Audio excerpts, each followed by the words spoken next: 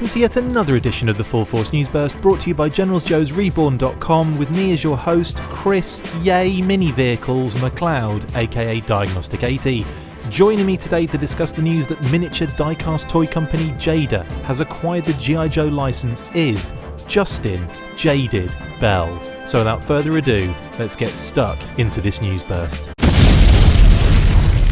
We are a bit behind with this news thanks to my new job as a roving reporter on the streets of New York, but diecast toy company Jada Toys Incorporated have acquired the license from Hasbro to make diecast vehicles for G.I. Joe, and images have already leaked out of Toy Fair despite Jada asking that no photography be taken at their booth. Naughty. Jada put out an official statement saying, "We are proud to be the industry leader in the car culture segment. From Scarface, our first entertainment vehicle license, to 2021's The Batman, our fans know and trust us to create and provide an ever-growing and compelling assortment for our proprietary Hollywood Rides line. We are excited to have product this year for Scooby-Doo, Black Widow, G.I. Joe, and Venom."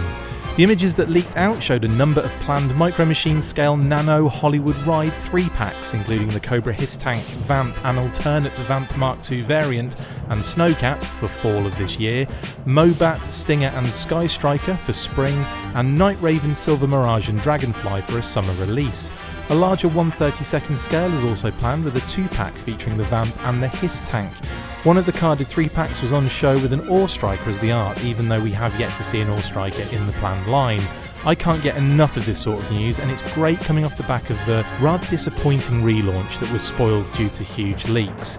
Justin, ironically, how, I'm not saying you're a huge leak, by the way, how excited are you to see these vehicles in this style, and will you be getting them? Oh, I'll definitely be getting them. I think it's really neat. I mean, back in the day, Hasbro did a couple of die-cast versions of their vehicles at a smaller scale, and I think they're really cool. I mean, they're neat little display items.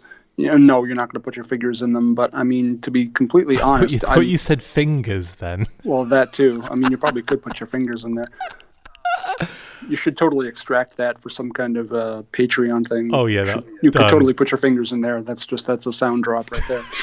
I don't even remember what the hell I was saying. Sorry. Oh well, figures. See, I love the aesthetics of the G.I. Joe vehicles, but I mean, just for space reasons, I can't really collect G.I. Joe scale vehicles anymore. So I'm ecstatic to have an opportunity to display kind of iconic vehicles from Real American Hero without taking up 12 feet of shelf space. I think it's pretty awesome. I'm not. I mean, I've been looking at the internet while ridiculously working on bloody news bursts all day.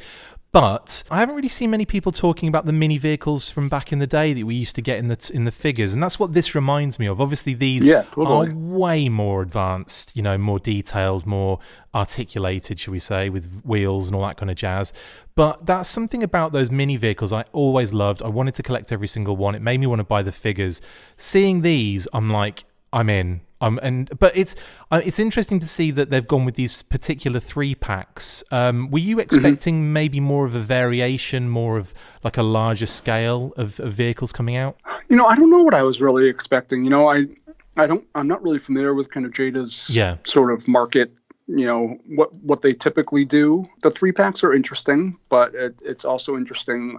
Kind of the vehicles they chose. Yeah, I mean it's. And I don't know, I mean, these packaging mock-ups, I don't know if that necessarily, it really resembles like what they will look like the vehicles that will be included. Like, will we get a 3-pack with a Hiss and a Vamp Mark II and a Snowcat? Yeah.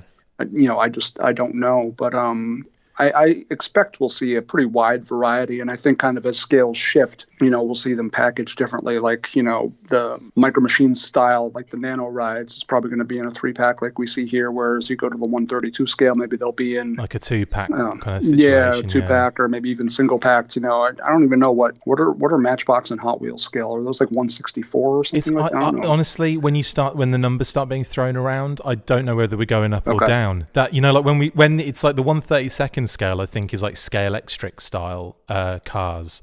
I think that's the kind of standard Matchbox kind of deal size. 132 is okay. Yeah, I think so. Yeah, I don't know. The Nano is that 160 something? I don't know if it goes up or down in the scale department. It must. the higher the number, the smaller it is. Yeah, so it is 160 something, isn't it? Yeah. Yeah, I guess. Yeah, I don't know. I mean, I saw one thing that said that it was like 1.65 inches long, but I don't know how that reacts, how that reflects scale or whatever. But well, also, other than the vehicles that have been shown off so far, what are the ones that you are most excited to see in this line? I love the Hiss. I mean, the Hiss is an iconic Cobra vehicle, and so I'm really excited to see that. And the Vamp, is one that I'm a big fan of as well. I think honestly though, what I'm really fired up about is kind of that Photoshop mock-up of some other possibilities with like the Night Raven and the Sky Striker. I think those could be really, really cool entries into this line. So I think I'm really excited about those. Any that you haven't seen yet that you're interested in? Yeah, I mean, I think it's interesting that they had the All-Striker on the package mock-up without having the actual All-Striker available. Classic. I'm sure that'll come at some point. That would be a very cool one to see.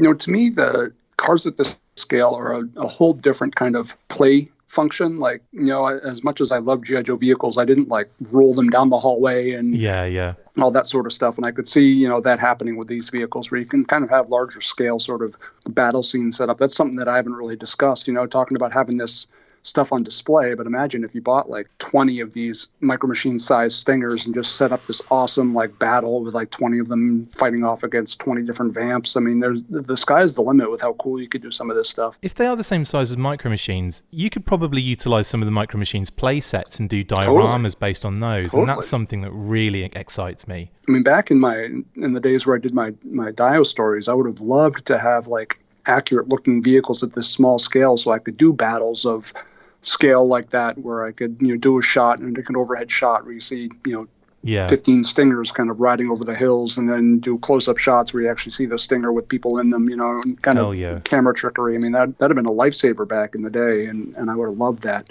But yeah, you're right. I mean, if they are Micro Machine scale, you could do all sorts of crazy things with the play sets and the dioramas and stuff like that. It's really unbelievable potential. And of course, I'm just waiting for the Red Shadow 3-pack that's going to have Robo Skull in it. Could you imagine? Oh my God. Could you imagine? So awesome. If they don't do that, then I'm never speaking to Hasbro or Jada or any of them ever again. I mean, you were saying, I guess this is Jada, not Hasbro. You said you live like a mile away from Lenny's house. Just go over to his place and kick down his door and be like, yo. Mate, get on this. Yeah. Robo Skull, or I'm going to break in here and steal your dog. That went off the rails amazingly. Okay, so does he listen to the podcast? You said he went to all the boards. He doesn't listen to the podcast. Nah, he doesn't listen to our show. Right, good. You know who I am. I don't blame him. Facebook don't allow it to be posted on their newsfeed. Oh, that's right. He'd listen to it if he actually knew it existed. Exactly. Since Facebook actively suppresses your propaganda. My proper spammer.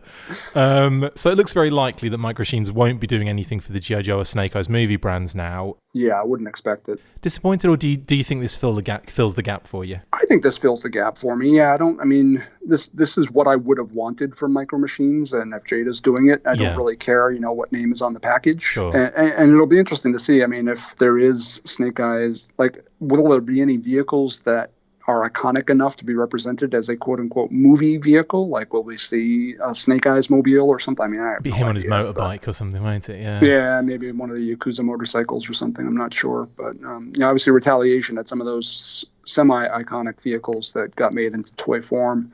But I'm not sure if we'll see that from Snake Eyes. Well, don't forget, we do have a very interesting and very talented concept artist on the Snake Eyes movie who does futuristic vehicles. So you never know. We might see something. Anything is possible, yeah.